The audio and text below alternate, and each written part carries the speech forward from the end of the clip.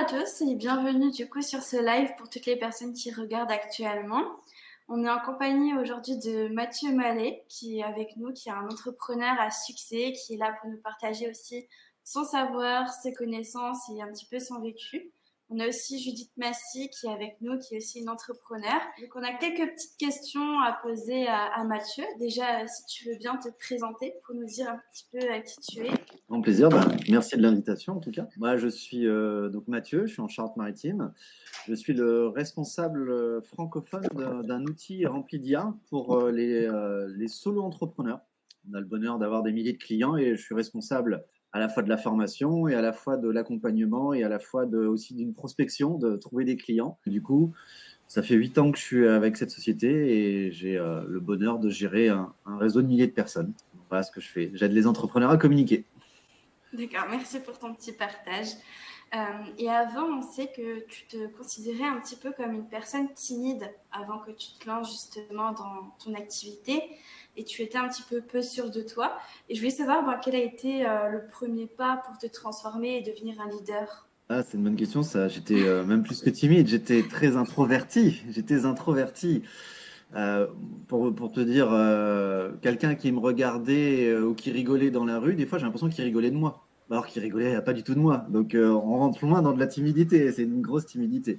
Et en fait, qu'est-ce qui s'est passé? C'est le décès de mon papa. C'est le décès de mon papa qui en 2005, il est parti. Et en fait, je me suis rendu compte que j'avais 21 ans et je me suis dit, mais en fait, on réfléchit à la mort. En fait, tout bêtement, on réfléchit en fait, un claquement de doigts. Je me suis dit, mais j'ai absolument pas la vie que je veux à 21 ans. J'étais toujours célibataire, j'avais jamais eu de copine et je me suis dit, je passe complètement à côté de la vie et en fait, être timide, ça m'aide pas à réaliser des rêves. Donc du coup, ça a été un premier déclencheur. Et après, le deuxième déclencheur, c'était parce que au fond de soi, il y a quelque chose qui se passe, mais on n'est pas actif à le devenir encore. Et c'est en fait tout simplement un immense marre d'en avoir marre, de me faire, c'est lié aux femmes, de me faire rembarrer par une femme. J'en avais marre d'en avoir marre. Et je me suis dit, à partir de maintenant, je ferai toujours l'inverse de ce que j'ai envie. Et ça a été tout bête. Et je me suis dit, ok, si une femme me rembarre, j'irai tout de suite discuter avec une autre au lieu de me mettre dans ma coquille et attendre 2 ans avant de discuter avec une autre femme. Et le monde de l'entreprise m'a permis de s'ouvrir à moi. Donc ça m'a permis tout simplement de me dire, j'avais peur d'être entrepreneur, je voulais absolument pas être entrepreneur. Et je me suis dit, faut que je fasse l'inverse, parce que sinon je sais que c'est une timidité qui est trop ancrée en moi. Et donc c'est des trucs tout bêtes, mais ça m'a ancré l'idée de faire l'inverse de ma timidité pour ne plus être timide. D'accord, donc c'est vraiment ce qui a déclenché et ce qui a fait passer ce cap pour que tu sois plus timide et que tu deviennes une nouvelle personne. Ouais, merci les femmes. Ça m'a aidé. C'est ça. Parfois, ça peut faire un gros déclic, c'est vrai. Et du coup, quels ont été tes plus grands défis que tu as pu rencontrer lors de cette transformation? Le plus grand défi qui a été le plus dur, alors il y en a plein de petits défis, mais le plus grand, c'est de me rendre compte que qui j'étais n'était pas la bonne personne pour réussir. Et ça, c'était horrible pour moi, parce que je me suis construit sur beaucoup d'amour, de bienveillance, de gentillesse. Et il faut avoir tout ça, mais j'oubliais l'essentiel, c'est, je dirais, de croire en soi et d'être un battant, quoi. Te dire que tout sera contre toi pour que tu réussisses. Déjà, si tu n'acceptes pas ça direct, c'est un long fleuve tranquille, ça n'existe pas dans le monde de la réussite, hein. Donc, du coup, ça a été de me dire, OK, il faut un certain style de personnalité pour surmonter n'importe quel obstacle, pour avancer, pour avoir une envie, ce feu ardent de vouloir réussir. Et bien, tout ce que j'avais construit n'était pas la bonne personne. Donc, j'ai dû me dire, va falloir que je fasse un deuil de moi-même pour mettre la bonne personne en place. Et ça a été très dur. Ça a été le plus gros challenge. Ça a pris des années. Parce que quand vous luttez contre vous-même et la nature que vous avez créée, parce que j'avais des réflexes conditionnés, hein, à force de le répéter, et de dire que tout ce que je dois faire, je dois me reconditionner, me déformater, me reconditionner, c'est hyper dur et j'ai pleuré plus d'une fois. Ça, c'était très dur. Oui, c'est pas évident de vraiment se rendre compte et de pouvoir changer après. Ah bah oui. Je vois. Et si tu pouvais justement donner un petit conseil à ton toi du passé, celui qui était timide, ce serait quoi, justement? Crois en toi. C'est vraiment, je le dis presque à tout le monde et je le dis à moi-même, hein, c'est crois en toi parce qu'en fait, au fond de toi, tu as cette personne qui veut réussir. C'est celle-là que tu dois mettre en place. C'est crois en toi parce qu'elle est là. Elle n'est pas si loin que ça. Et il faut que tu crois en toi et que au moment où tu crois vraiment en toi, tu feras les bonnes actions parce que tu es obligé de te sentir obligé de grandir, j'ai envie de dire. Donc, au Mathieu, plein de fois où je doutais de moi, où je me suis dit je vais jamais y arriver. Limite pendant un temps, je cherchais juste un emploi salarié le plus bidon mais bien payé pour profiter éventuellement de la retraite à 60 ans et enfin vivre. Et j'étais prêt à faire 40 ans de ma vie en mode de côté et juste avoir les week-ends de libre, quoi. J'étais prêt à faire ça, quoi. Donc, crois en D'accord. toi. Au fond de toi, il y a ce qu'il faut pour réussir. Crois en toi et va le chercher. D'accord, en tout cas, c'est un très beau conseil que tu nous partages. Comment est-ce que tu as fait pour justement donner confiance aux personnes qui te suivent, que ce soit ton entourage ou des prospects pour qu'ils viennent justement te suivre dans ce que tu fais? Je me suis posé la question il n'y a pas longtemps, avant que tu me poses cette question. Et en fait, je me suis rendu compte qu'à aucun moment j'ai donné confiance à quelqu'un. Jamais. J'ai fait qu'une chose, c'est j'ai travaillé ma confiance en moi et des gens ont voulu adhérer et prendre confiance en eux en ayant l'espace d'un instant quelqu'un qui suivait, donc ça pouvait être moi mais comme d'autres. Et je me suis rendu compte que j'ai jamais contribué à avoir aidé quelqu'un à avoir confiance en lui. C'est lui qui a fait ce travail pour lui-même. Je l'ai fait pour moi. Et le fait que moi, j'avais peut-être un peu plus confiance que certaines personnes, ils se sont dit, ah ben je vais te suivre. Et du coup, ils se sont mis à suivre quelqu'un qui avait confiance. Donc, par obligation, pour me suivre, ils devaient travailler leur confiance en eux. Donc, je pense que j'ai fait que travailler sur ma confiance en moi et je continue encore. Hein, j'ai plein de choses à travailler. Mais je crois que j'ai jamais vraiment aidé quelqu'un à avoir confiance en lui. Est-ce que je lui ai tendu la main? Est-ce que je l'ai rassuré à des moments? Oui, mais c'était pas un travail de confiance, c'était d'être là à un moment. Mais c'est lui-même qui a fait son travail de confiance en lui et qui a décidé d'avoir confiance en lui. J'ai juste suivi mon chemin et des gens ont dit tiens, je vais suivre et ça me donne confiance. Donc, je dirais jamais que c'est moi qui ai aidé quelqu'un en fait. Je dirais toujours que c'est lui qui s'est aidé. Et comme tu accompagnes justement beaucoup d'entrepreneurs, que ce soit dans la formation, dans l'utilisation de l'IA, comment est-ce que tu fais justement pour les motiver, leur montrer ce qu'il faut faire, les faire adhérer justement à ce que tu proposes? Est-ce que Ah, on n'en tu parle as une pas. petite technique? Ah, on parle pas. Ça va, j'ai 80% des clients suivent quelqu'un qui a une expertise qu'ils n'ont pas. Ça, c'est agréable, donc ils vont suivre. Et je dirais pas aveuglément parce qu'ils doivent comprendre les choses, mais ils suivent. Donc, faut juste, toi, quoi. Quand moi je fais, je sais ce que je maîtrise et je sais ce que je maîtrise pas. Et quand je maîtrise pas, je vais apprendre à le maîtriser.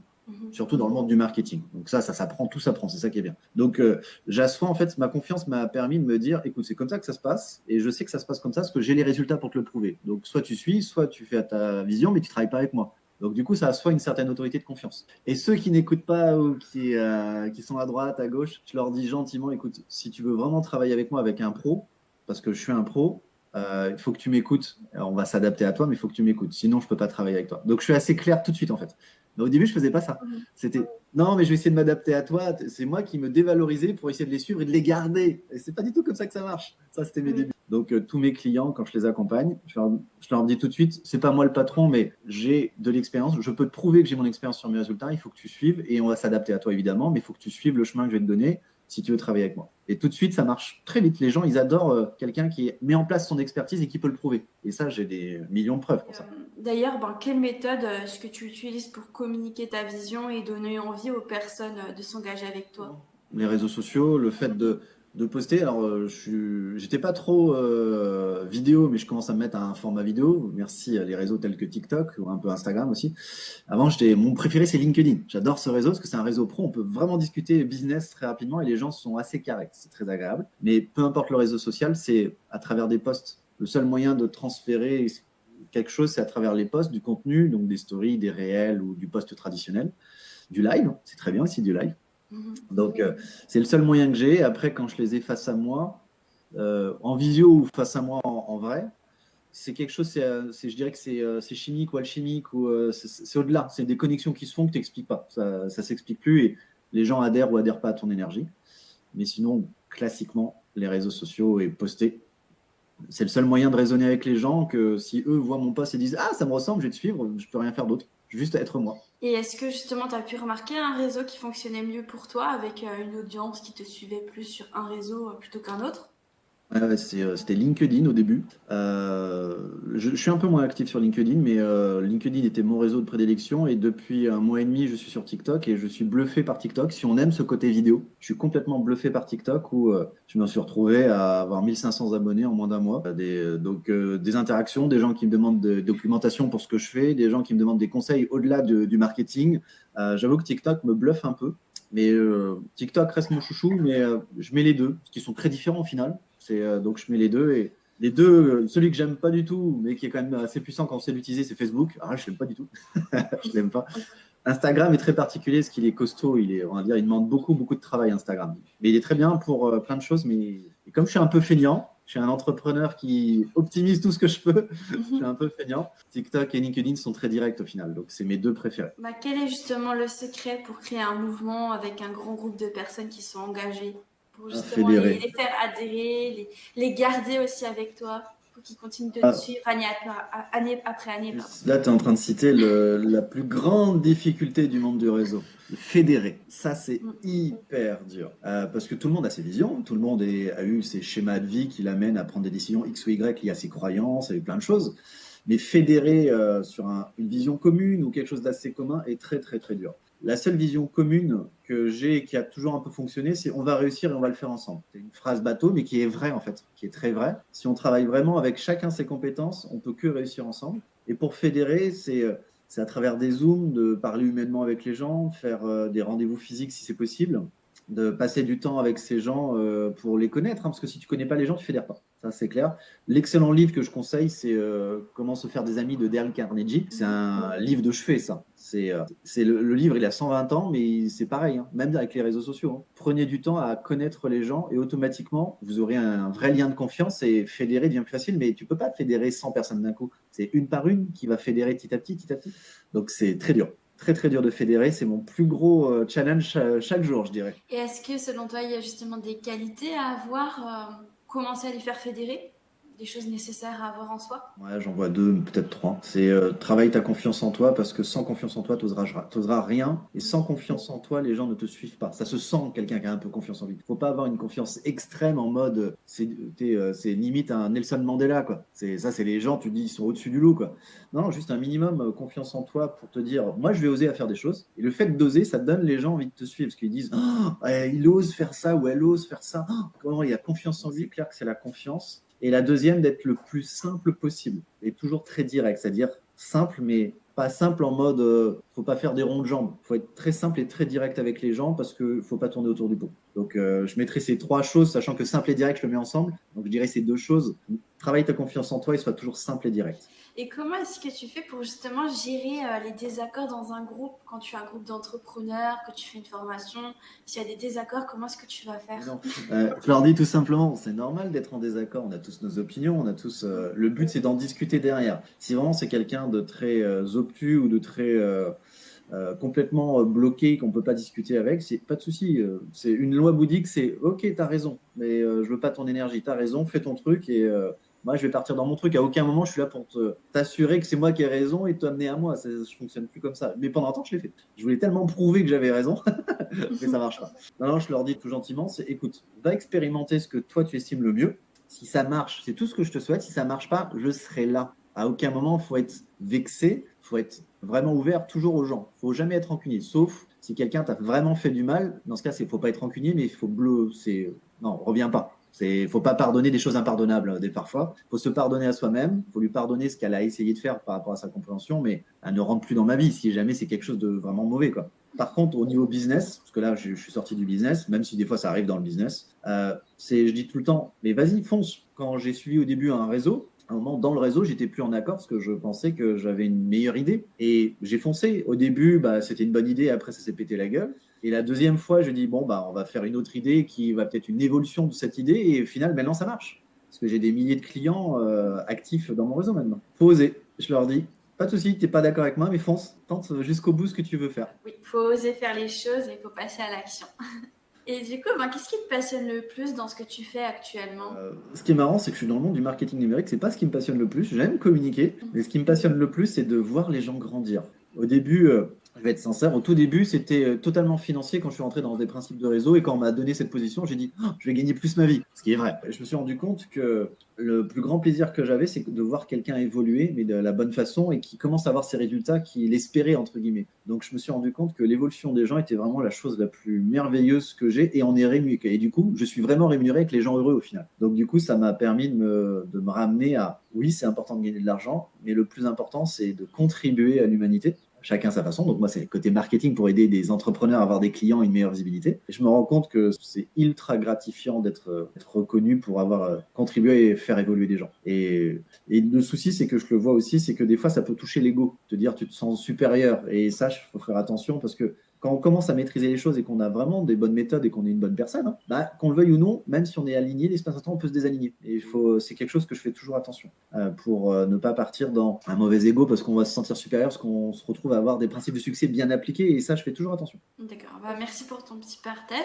Une autre question, quel est ton plus grand accomplissement que tu as pu avoir jusque maintenant, selon toi? C'est un accomplissement financier et un accomplissement de vie. Je vais commencer par le vie. En fait, je j'ai plus trop besoin. Je suis quelqu'un, mon entreprise a fait que maintenant, il y a un petit peu moins de 7000 clients actifs. Donc, c'est plutôt. Et du coup, en fait, de me dire que j'ai un réseau actif de plusieurs milliers, c'est un accomplissement parce que pour fédérer plus, déjà, 10 personnes, des fois, c'est dur. 100, c'est encore plus dur. 1000, c'est encore plus dur. Donc, d'avoir réussi à un réseau actif de plusieurs milliers de personnes, ça me rend heureux parce que derrière, j'essaye de diffuser mes valeurs à moi, tout simplement. Et le deuxième qui me rend heureux, c'est d'avoir réussi à gagner plus de 8 000 € par mois, tout simplement. Ce qui est le cas ces derniers mois, j'étais à 7 000, 8 000, possible que même ce mois-ci, je suis pas loin des 9 000 normalement. Donc j'en suis 1000 fois heureux parce que c'est aussi un regard sur une réussite sociétale. C'est pas une réussite forcément humaine, mais sur la réussite sociétale pour me dire que bah, quand on dépasse les 4 000 € ou 5 000 € par mois, on rentre dans les 5% de la population par rapport au gain sur on va dire, le côté occidental, parce que c'est d'autres plus-values de l'autre côté. Donc sur le côté, je rentre dans les 5% et ça reste une fierté quand même. Même si c'est très pécunier, ça reste une grande fierté. Oui, bah, en tout cas, tu as raison et en tout cas, bravo à toi pour ton parcours. Et bah, qu'est-ce que tu aimerais transmettre comme message aux personnes qui te regardent, qui vont regarder le live tout à l'heure, peut-être en replay, euh, qui ont envie de devenir comme toi aussi, devenir un leader, avoir un grand réseau? Qu'est-ce que tu aimerais leur transmettre comme conseil, comme message? Il y en a plein, hein. C'est déjà, aucun réseau se fait du jour au lendemain. C'est des vrais réseaux construits qui vous permettent d'avoir, on va dire, une joie financière. Ça met des mois, des années à se construire. Il faut que quand vous vous lanciez dans un business et que vous souhaitez devenir le leader qui est déjà en vous, mais qui n'a pas pris sa place, prenez du temps, mais pas du temps à rien faire, du temps à être actif le plus possible que vous pouvez le faire. Travaillez votre confiance en vous et n'allez jamais écouter les gens qui font moins que vous. Écoutez toujours les gens qui font plus que vous parce qu'eux vont toujours vous tirer vers le haut et les gens qui font moins que vous, ils vont automatiquement arriver sur un moyen de vous culpabiliser ou d'être jaloux, de vous tirer vers le bas parce que ça leur fait peur. Et ça, je l'ai bien appris avec des gens de mon entourage et des gens très très proches. Et au moment où j'ai commencé à me dire, mais qu'est-ce que je veux comme vie, moi? Mais est-ce qu'ils ont cette vie-là? Et en regardant leur vie, ben non. Moi, je veux ces gens qui ont cette vie-là. Bah, le peu que j'ai pu discuter au tout début avec des gens qui avaient la vie que je voulais, ils sont tous ultra bienveillants. Ils disent, OK, bah, je vais t'expliquer, je vais te tendre la main et je vais t'aider à passer 2, 3 paliers. Après, tu te débrouilles. Ah, ben ça, c'est génial. Donc, vraiment, écoutez que ceux qui sont au-dessus de vous, entre guillemets, par rapport à ce que vous voulez. Travaillez votre confiance en vous, parce que sans confiance en vous, vous n'osez rien. Et foncez, devenez fou. Dans le système, si vous suivez le système, vous êtes foutu. Donc il faut être fou. Donc sortir du système, c'est être fou, entre guillemets. C'est un bon fou. Donc sortez du système et devenez fou et réaliser ses rêves, c'est être un peu fou, hein, je vous le dis tout de suite. Hein. Moi, je m'en suis rendu compte pour moi déjà. En tout cas, ben, c'est encore un beau partage. Et quand tu dis qu'il faut être actif le plus possible, tu parlais de quoi exactement? C'est-à-dire faire toujours des actions, être dans la croissance, c'est ça? Ouais, c'est ça, c'est lié à ton entreprise. De base, tout entrepreneur doit prospecter. Donc ça, tu dois aller chercher des clients ou des partenaires. Tout dépend si tu fais du marketing de réseau, si tu as juste une entreprise plus traditionnelle. Il faut aller prospecter, il faut faire du marketing, il faut aller toujours être dans un conditionnement de qu'est-ce que je peux apprendre de plus pour m'améliorer. Chaque jour. Il y a peut-être des jours entiers où vous aurez rien à apprendre ou pas grand-chose à vous mettre, mais à un moment, vous aurez toujours quelque chose à apprendre pour vous améliorer dans votre métier, dans votre marketing, peu importe où. Donc, il faut avoir cette soif de vouloir grandir, de croissance. Le terme est très bien choisi. Il faut avoir cette soif de croissance. Et il faut vraiment être actif tous les jours. Et là, bah, comme je sais que tu utilises l'IA aussi dans ton activité, franchement, il faut que vous soyez toujours à la pointe. Donc, si vous êtes entrepreneur et que vous n'avez pas mis l'IA dans votre activité, c'est comme si vous avez refusé le début des réseaux sociaux ou quand Internet commence à apparaître, vous vous dites ça va jamais marcher, c'est un truc de plus. Non, non, mais l'IA va 1000 fois plus vite que la construction d'Internet dans notre vie et les réseaux sociaux dans notre vie, ça va 1000 fois plus vite. Et si vous ne prenez pas ce virage, je ne dis pas que c'est impossible, mais ça va vous compliquer la tâche. Et l'outil, il faut mettre un bon marketing dans votre entreprise et l'IA va vous aider. En tout cas, c'est ce que je promets à tous mes clients et bizarrement, ça marche. Oui, c'est une sacrée avancée quand même. Tout à l'heure, tu nous as parlé du livre Comment se faire des amis de Dale Carnegie. Est-ce que tu as un autre livre qui t'inspire, mis à part celui-ci? Oui, oui, oh, bah, des livres de chevet, j'en ai quelques-uns. Un grand classique qui est Réfléchissez et devenez riche de Napoléon Hill, il est intemporel celui-là. J'ai Les clés du succès de Charles Hannel. Donc, en fait, c'est un livre sur la visualisation créatrice qui est vraiment très puissant. Et un autre livre de Schwartz, c'est La magie de voir grand. Il est vraiment bien celui-là. Ça t'oblige à voir grand et en fait, ça t'explique pourquoi il faut voir grand. Même si ton objectif, c'est de gagner 2, 3, 4 000 euros, ou d'avoir une voiture ou d'avoir une maison, vois toujours plus grand pour t'obliger à te conditionner à la réussite. Donc, il est bien aussi celui-là. D'accord, bah merci encore pour les partages de tes livres. En tout cas, ça a l'air vraiment très inspirant. Et maintenant, quels seraient tes projets futurs dans les années à venir? Qu'est-ce que tu aimerais accomplir? Grossir mon réseau, c'est beaucoup de voyages. Je suis très voyage, donc pour vraiment me dire que j'ai des moyens de profiter de la vie. Et après, c'est assez symbolique, mais ça reste dans notre société quelque chose d'assez symbolique, c'est d'avoir les 10 000 € par mois récurrents tous les mois assurés. Donc du coup, je m'en rapproche, j'en suis pas loin. Donc c'est un challenge financier, mais qui des fois donne ce petit baume au cœur de te dire que je vais continuer à grandir mon entreprise, de jamais se reposer sur ses lauriers, donc voir plus grand. Et après, c'est très voyage. Très très voyage et de me dire certes je suis sur mon ordi régulièrement, hein, mais de découvrir le monde par mes yeux. Donc je commence voilà mes projets futurs. Mais au niveau business, continuer à trouver des clients et à les satisfaire des résultats qu'ils peuvent avoir avec moi. Et grâce à ça, atteindre cet objectif des 10 000 € par mois récurrents. En tout cas, merci pour tes conseils. Est-ce que Judith, tu as une question qui te vient pour poser à Mathieu? Comment tu fais pour faire adhérer? C'est plus ce point-là parce que bah, il faut quand même les parler, il faut donner la vision, mais il y a une certaine manière de parler, je pense. Oui, oui, c'est vrai qu'il faut pas tout balancer, il faut pas les sauter à la gorge, ça c'est clair.